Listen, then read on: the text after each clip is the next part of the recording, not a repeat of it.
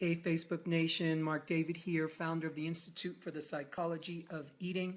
So I got inspired to just really jump on impromptu. So do me a favor, if you are seeing this and you're checking it out, say hi, click, give me some hearts, let me know you're here. You could even say in the comments where you're from, what you're up to. And I'm going to be on for about 15 minutes, and I want to talk about a really fascinating topic that came up in a teleclass yesterday with our eating psychology coach students from our training. And thanks for the hearts, who's ever giving those to me. I feel much better about myself. So I want to talk about time shifting. I'm going to tell you what that means in a few minutes because I'm waiting for people to come on. So I'm going to talk to you about time shifting and how this interesting little feature of the mind, how this little trick, how this little technique can be very, very useful for just about any challenge when it comes to eating, when it comes to food, body, and health that people face. Hi, Charlotte. Hi, Sarah. Glad you're here. Really appreciate it. So right now, again, I'm still just going to take a couple of minutes waiting for people to come on. Feel free to give me some love and some hearts and some likes. And I also want to let you know that tomorrow, Thursday, at 5 p.m. EST, I will be doing an extended Facebook Live session with Emily Rosen, also director of the Institute for the Psychology of Eating, and we are going to be talking about creativity and innovation. Where does it come from? And then we're going to tie that in from a general discussion about creativity and innovation. We're going to tie that into creativity and innovation when it comes to the field of nutrition, eating psychology, and how to work with our own challenges around all that. So that's going to be really great. So I'm kind of looking at this as a little bit of a warm-up and a teaser to get us going on this topic. Now, again, if you're just coming on, I'm going to officially begin in another few minutes with the topic of time shifting and how you can use it to accelerate and help heal and help transform your relationship with food and body. You asked people where they're coming in from? So let me know where you're all coming from and where you're joining in from, just so I can understand the geography of everything. Hi, Trish. More awesome stuff coming. I hope so. I think so. You know, part of the challenge when it comes to our relationship with food, you know, when we're dealing with weight and body image and overeating and binge eating and emotional eating, we tend to do the collective we tend to do the same strategies to try to fix this stuff. We try to use willpower. Hi, Charlotte from the UK. Wow, so glad you're tuning in. So we tend to use willpower. We tend to use force. And how do I control my appetite? Or better yet, how do I follow yet another diet and see if that's going to help me get where I want to go? So the net result of all this is there's a lot of people still in challenge and suffering. Clara, how's it going from Italy? Wow, I bet you're having fun there. Hi, Sarah from Lancaster, New York. Clara, it's good to see you and hear from you. Anna Wilson is here from Australia. Greetings. So I think this is a good time to jump in to the topic. So here's what I want to say. Time shifting when it comes to food, body, health. Hi, Danielle. So time shifting when it comes to food, body, and health. What exactly does that mean? So here's the thing. I have seen over and over and over again over the years, clients will come in and they've been hating on their body for decades. Or they've been struggling with weight issues and dieting for decades and trying to lose it in a lasting way. Or they're dealing with emotional eating, overeating, binge eating. And it stays for years and years and it keeps visiting. And what this has a net result of is that's where our life energy goes, that's where our life force goes, and it slowly drains us and it pulls away our power and it doesn't allow us to be the best of who we're supposed to be. That's the only reason I'm interested in us kind of fixing all this so we can be the best person that we're meant to be. Hi, Arit. Hey, Jackie. So, thanks for being here. So, for us to be the best person, we need to be clearly, if we have a healthy relationship, the kind of relationship with food and body that's more empowering, it's easy to take a deep breath and relax and marshal our forces and our energy into our creativity, into our life, into our destiny, into our mission, into our purpose, into our relationship, our children, all the things you want to do. So here's what happens. So many people are in this rush. They're in a rush to heal their relationship with food. They're in a rush to lose the weight. They're in a rush to control their appetite. And they're still in a rush even though they've been dealing with this for decades. Now, when you hear in a rush, I also want to use the term they're in a lot of anxiety, they're in a lot of fear, and more importantly, from a physiologic perspective, they are in a stress response. So it is very possible for human beings. Now, stress response is not an all or nothing physiologic event. It's a graded response. So one could be in mild stress, one could be in moderate stress, one can be in an extreme stress response. So when we're in an extreme stress response, that's a powerful physiologic event. In an extreme stress response, check this out. What happens is time speeds up. In fact, has this ever happened to you? Has this ever happened where you're being chased, or you're in a situation where you feel truly threatened and all of a sudden time speeds up? Now, the reason why time speeds up is that is actually what is happening in your brain, because as part of the physiologic stress response, the body's producing more cortisol. Cortisol will bathe your entire body, will bathe your brain and your nervous system, and it will signal your sense of time to absolutely speed up. So your brain will be thinking that time is running out. And that's a good thing, because when you're in a true fight or flight situation, when you're in a true survival response, time is running out. Okay, you can get eaten, you can get killed. So everything has to speed up. Now, that's great for the 1 or 2 or 3 minutes when you're in a true life-threatening situation. However, when you're the kind of person that's trying to achieve a goal year after year after year, let's call it weight loss, let's call it loving my body. And if we go about that in a stressful, anxious way, what is happening is we are time shifting our brain to think that time is running out, even though you might have been dealing with this issue for 5 years, 10 years, 20 years, 30 years, 40 years. So when we're speeded up like that, we're actually in a constant low level, and for some of us not such a low level, agitated state. And in that agitated state of the stress response, now stress response, remember, it's great for 2 or 3 minutes. But day in, day out, what happens is the higher cortical function of the brain, the prefrontal cortex, that's like the commander-in-chief. That's the place in our head that thinks really smart thoughts, that channels a lot of wisdom, that allows us to make our best choices and our best decisions. It's a place of high ethics, high moral function, and higher understanding.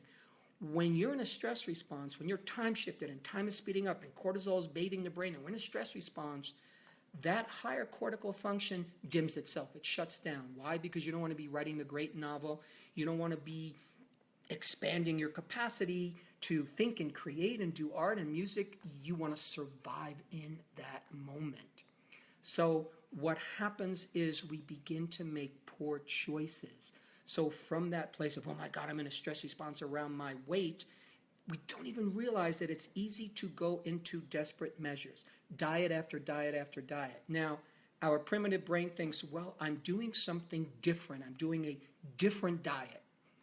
Even though we've been doing it year after year after year and it doesn't work, and it doesn't work in a lasting way, the brain is still in so much stress, fear, anxiety, survival, that it will lock into any strategy that feels like it's the right way to go.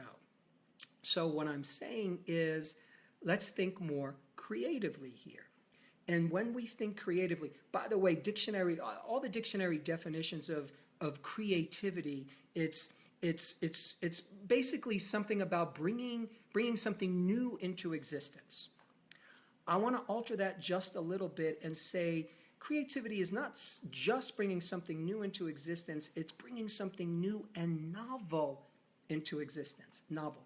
That's a novelty. What does novelty mean? It's just a little different. It's a little more interesting. It hasn't quite been done like that before. So when we introduce novelty into creativity, so to me, diet after diet after diet is not necessarily a creative or innovative strategy. So what I'm doing here is looking at, okay, how do we introduce a novel idea into the process of our relationship with food? One way to do that is through time shifting. So a very practical way of saying this, Sharon Dawn West Williams, what a cool name. Thanks for saying that. And thanks, Charlotte.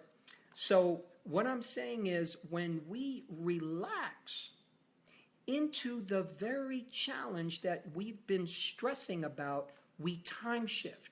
Because think about all the times when you are relaxed and you are on vacation and you can say to yourself, wow, time stood still.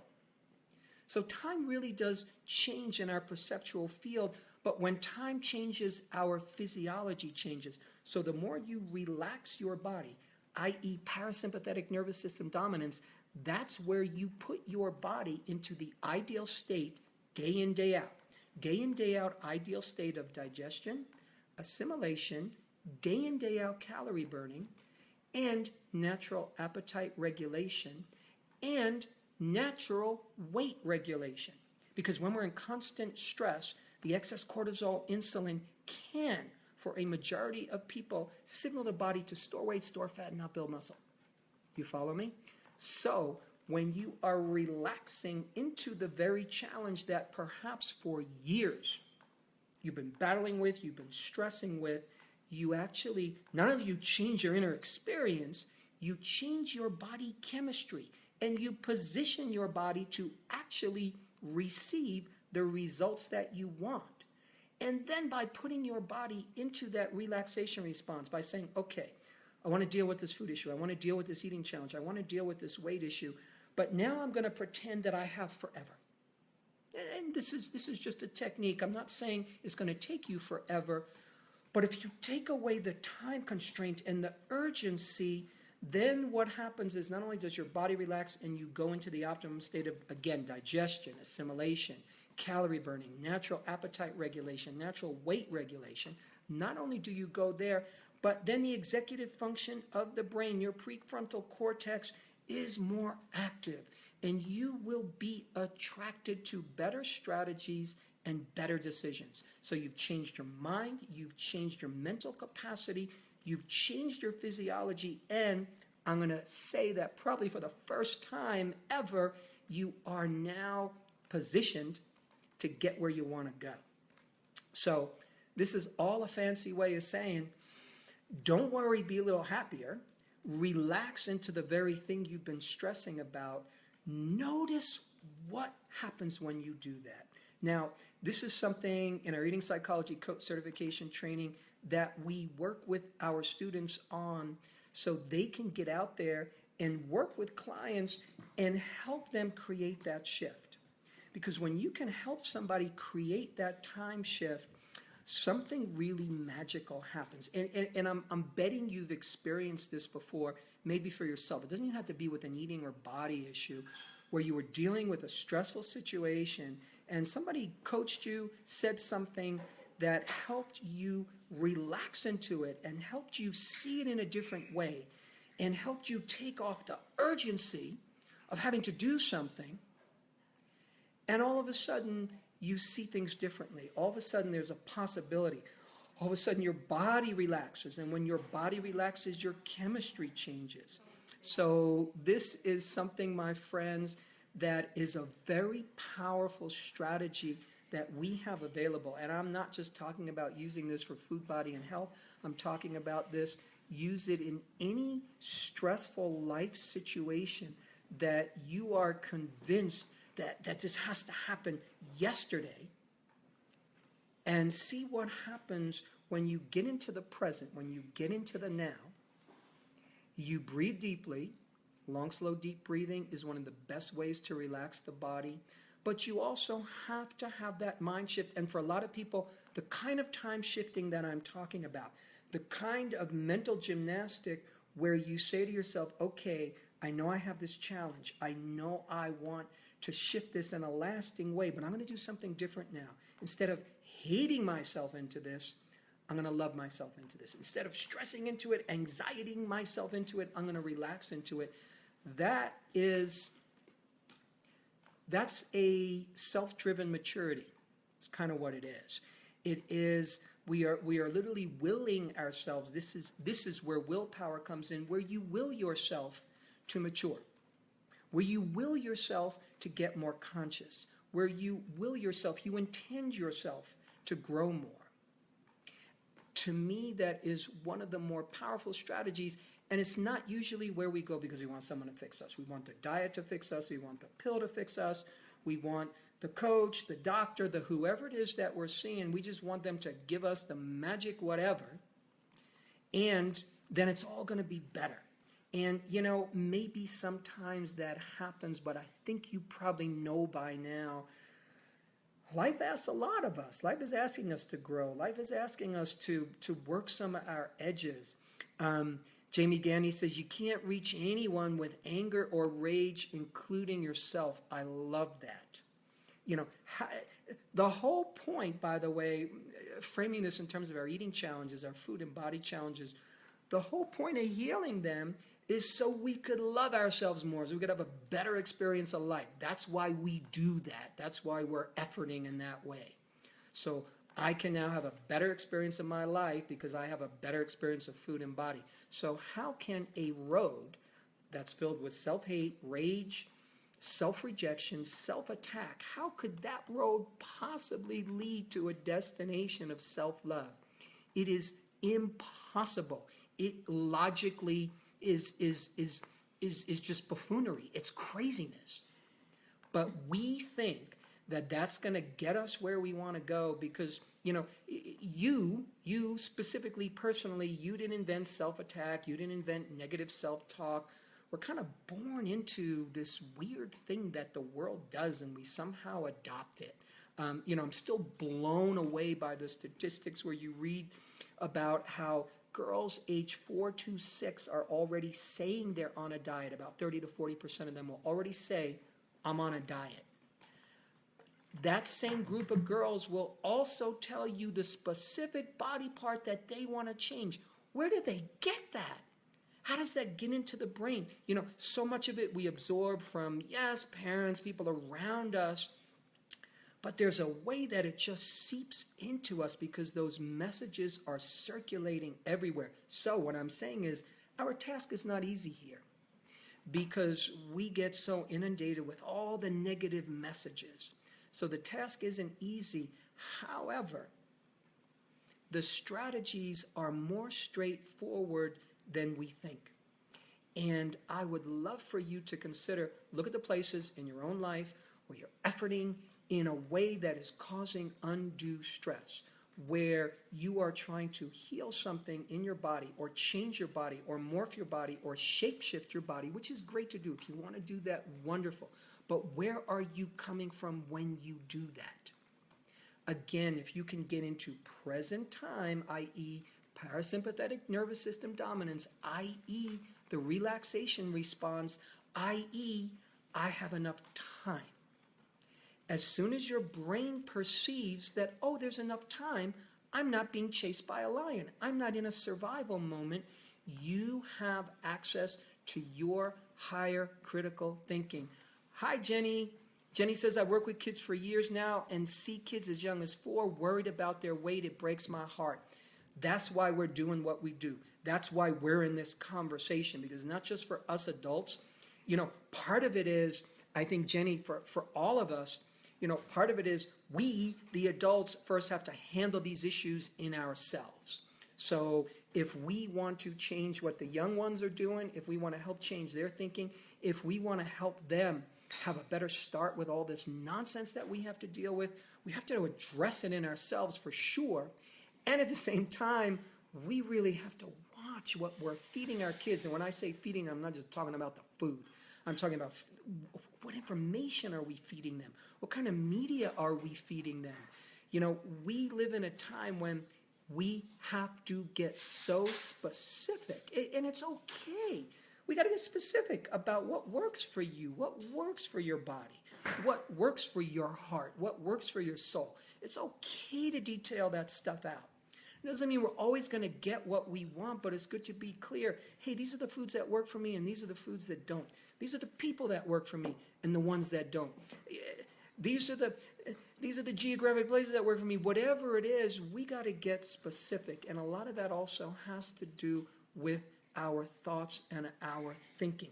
So again, by the way, just let me remind you, for those of you who are just popping on, that tomorrow at 5 p.m. Eastern Standard Time. I'm going to be doing another Facebook Live session. It's more extended with Emily Rosen. Hi, Susan, director here at the Institute.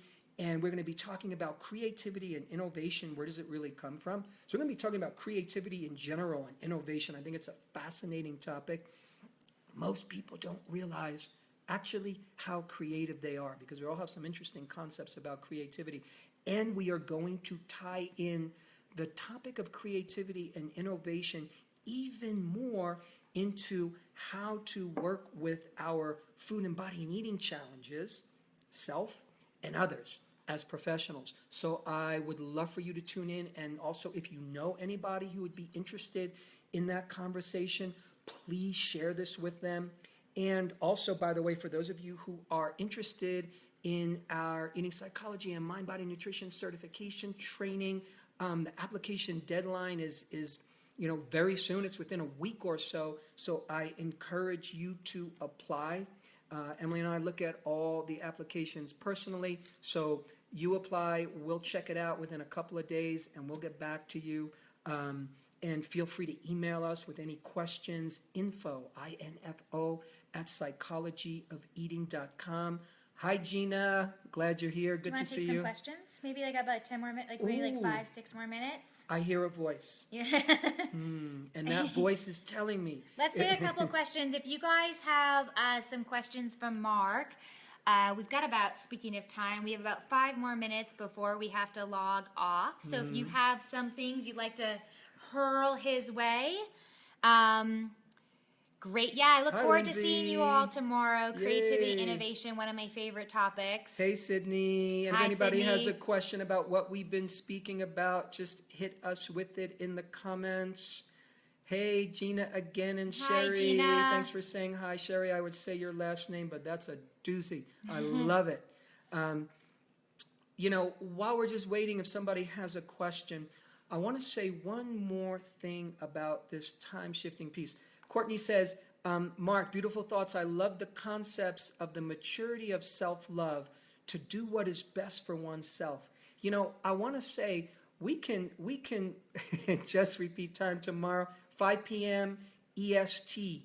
That's when we're going to be doing Facebook Live. So, we can mature at any age. We can ask ourselves, we can call ourselves, education means to draw forth.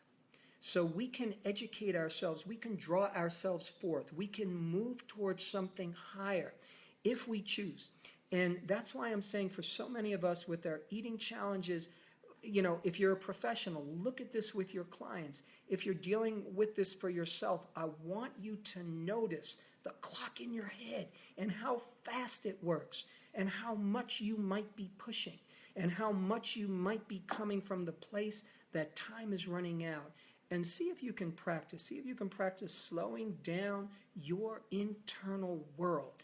Because again, what that does is as you slow down your internal world and you make the affirmation that I can do change by relaxing into the challenge I face as opposed to stressing into it. Again, I want to remind you, you change your physiology, you change your natural appetite regulation, you change your digestion and assimilation, you change your gut microbiome. By the way, the more stress you have, the more you kill all the good guys in your gut. Can you explain what the gut microbiome is? Because somebody over here is asking. Yes, we love the gut microbiome. What is that? You have guts. So you have a digestive system. Specifically, you have in the lower part of your stomach, in your small intestines, and in your large intestines, it turns out we have a population of billions and billions and billions of bacteria and other kinds of organisms. Now, as it turns out, and depending on the person, your size, your age, you can have anywhere from approximately 1/8 of a pound to even as much of a pound of bacteria in your gut. I want you to think of yourself, you are a world. You are a planet. You're like Earth for all these little bacteria. So yes, Andrea, you have a city inside your belly, but really it's more like a world. And those organisms we have evolved with over eons of time, and those bacteria, they are symbiotic. We are just discovering, by the way, one of the most fascinating areas of research in nutrition that's happening these days, in health, in medicine, is the gut microbiome. So gut microbiome is the fancy term for all the bacteria that live inside us. So what I'm saying is those gut bacteria, when we disrupt them, because they're symbiotic, they produce immune substances, they actually help produce many of the nutrients in our body, the ancillary nutrients, and they are there to help us live, to help us digest, assimilate. They build up immunity, and we're discovering they do so much more. They factor into brain health. So believe it or not, the bacteria in your gut can factor into brain health, heart health, bone health.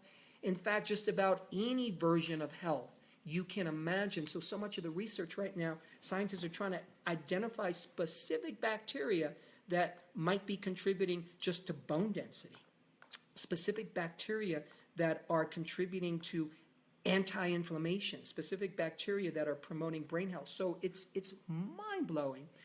Bottom line is health begins in the gut. Bottom line is, if you want to be a good God of your planet, which is you and your body, you want to take care of all the little pets that you have in your digestive tract. One of the things you do to take care of those pets is you eat probiotic-rich foods, so all like the sauerkrauts, the pickles. There are so many great probiotic-rich foods, drinks, substances that you can now get in a health food store. Yes, you could do supplements, but you could do it all with food. At least on a day in, day out basis. You know, probiotics are great to take supplementally. But what I'm saying is that when we are under stress, one stressful life event can literally wipe out a significant amount, a majority of your gut bacteria. It's a little known fact. Now, will they replenish? Yes. One good dose of antibiotics, yes, they might kill some of the bad bacteria that an antibiotic, an antimicrobiome, so they will kill off various organisms, but they will also kill off a lot of the healthy organisms.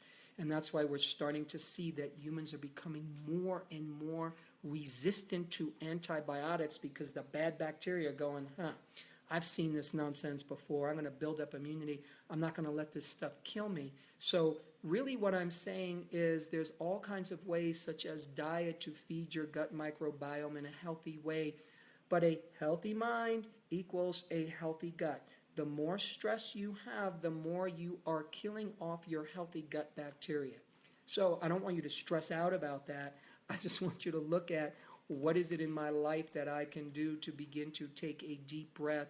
And a lot of times it's just letting go of some of the self-generated stressors. So a lot of us have stress. My parents, my children, my dog, my house, my money, my salary, my job, whatever it is, the normal stressors in life. There's also the kinds of stressors that are self-chosen. Do you know what I'm talking about? I hate myself. That's a self-chosen stressor. When you say, I hate myself, when you self-attack, the brain perceives that as attack. And then we go into stress physiology, sympathetic nervous system dominance. You literally, the moment the brain perceives attack, it doesn't matter where it's coming from, the moment the brain perceives attack, even if it's self-attack, we go into stress response, increase insulin, increase cortisol, both of which day in and day out, when we're hyper-secreting them, signal the body to store weight, store fat, not build muscle. It deregulates our appetite. It will cause nutrient excretion. So literally during a stress response, you will piss away water-soluble vitamins, a whole host of minerals, micro and macro minerals. You will malabsorb fat, which means you'll excrete that as well. So the bottom line is we got to relax into the world that we live in as best as we possibly can. Jamie asks, how do we get so far away from Hippocrates? You know, food is thy medicine, medicine is thy food. It's a good question. How do we get so far away? I don't even know how to answer it. There's probably a ton of answers for that, but I think the best approach is we have to get back to what we know in our hearts is true, to what you know in your body is true, to what you know in your intuition is true, and to not buy into all the nonsense out there that's trying to give you quick fix methods when it comes to health, when it comes to weight, when it comes to fixing a food issue. We have to look at really the deeper picture. So anyway, That's what we do here at the Institute for the Psychology of Eating. That's what we do in our eating psychology coach certification training. That's what we train our practitioners in. Again, if you've just tuned in, Emily and I will be live on Facebook tomorrow, Thursday, 5 p.m. Eastern Standard Time. We're going to be talking about creativity and innovation. We will be tying that in a general sense to how to include that more in your life, how to make it bubble up in you, and also how to use your creative faculties either as a practitioner or for self to help you heal your relationship with food and body. And Emily over here, you can't see me, but you can hear me. A couple of you said that you missed the beginning. No worries. We will leave this on the page so you can come back and watch it later if you missed the beginning.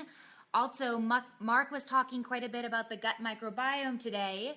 If you want to see a video on gluten sensitivity, we also have quite a few on the microbiome, on the gut brain. If you scroll down on our Facebook page, you can check that out. We also have blogs on it and podcasts on it and so much more content. So really appreciate you guys tuning in. And I know Marc also mentioned this about the certification training, the deadline for applications being in a week.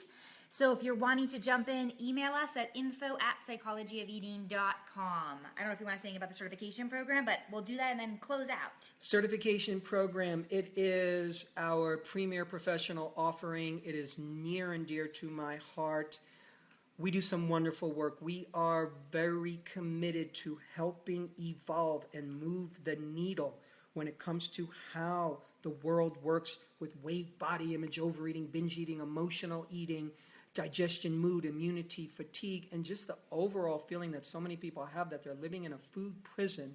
I want that over with and done because it's gripping us so much. So that's what the Eating Psychology Coach Certification Training is all about. It has amazing protocols, amazing information, techniques. And by the way, you cannot possibly go through that training, in my opinion, and the opinion of a lot of our graduates, you can't go through the training really without having your own personal transformation as well. So it's kind of, it's a good package. So thank you guys so much for tuning in, and we will be back tomorrow at 5 o'clock Eastern Standard Time. And honestly, I promise you, I'm not a ventriloquist. I'm not throwing my voice. That's a real person talking.